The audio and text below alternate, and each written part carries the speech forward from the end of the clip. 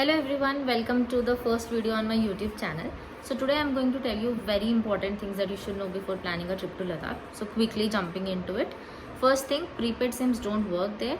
So you have to carry a postpaid SIM, that is must. Like there is no chance that your prepaid SIMs are going to work. So in order to access your GPS and everything, you need postpaid SIMs.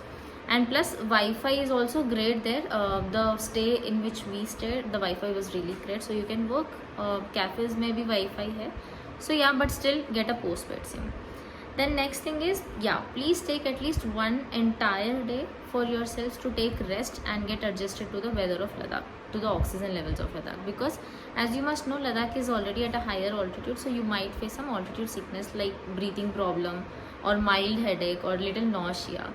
So make sure the first day, the day you're landing, do not plan any activity, just take rest. This is very important, otherwise you're going to be in trouble.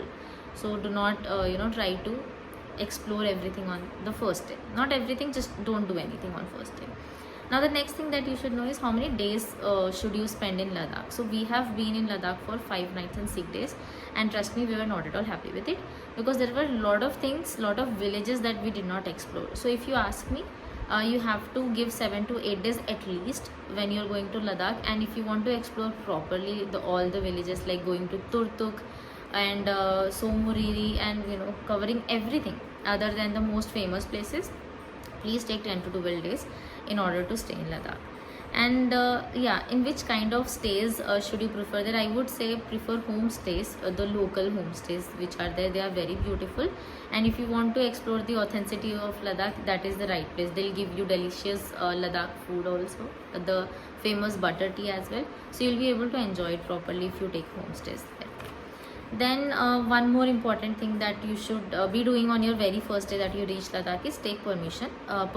So these permits are required if you have to travel out of Leh. So if because obviously when you'll be traveling to Nubra Valley, Pangong Lake, or even Sangam Lake, you will need these permits. So the very first day that you go, you can get these permits online. So get these permits done. Okay, permission to get how many people, for every person traveling there should be a separate permit. There should be a soft copy. If you want to be like on a very safer side, get a hard copy as well. Now the most important part, what budget should you keep in mind before traveling to Ladakh? So I'm going to tell you this budget excluding flights, because the rate of flights obviously vary. Now if you take a homestay, the cost of homestay would be around 700 to 1000 per person per day. Okay, so the homestay that we stayed in, it costed us 1400 per couple. Then if you take hostel, you can also get a hostel for 300 to 500 for one bed for one person per day. Then about travel, like how are you going to commute in Ladakh? So we had taken a bullet which costed us 6000 for 5 nights and 6 days, and petrol cost was around 4000. So you can consider this was for both of us. And if you're traveling in a group, you can take a car, and you have to negotiate. The car rate is actually very expensive there, so around 14,000 to 15,000. So that is something you have to keep in your mind.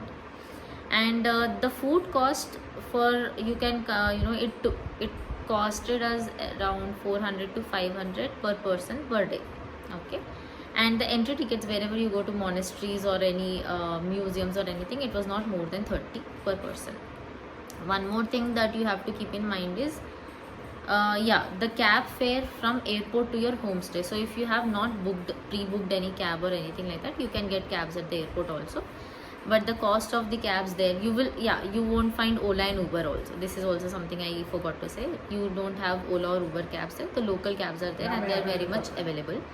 So the cost of those cabs are, however, 100 rupees per kilometer. So our homestay was around 5.5 kilometer. And they charged us 550. But again, the people are very sweet actually. Yeah, one more important thing. So I'm going to attach all the links necessary. I'm going to attach the link of our homestay where we had stayed, or the bike rentals. I would not suggest the bike rental where we have taken. We did not have a very nice experience. Also, learn from this that take video of your entire bike before renting out, and then while giving also take a video of your whole bike, so that they don't question you. So that's all. Bye bye.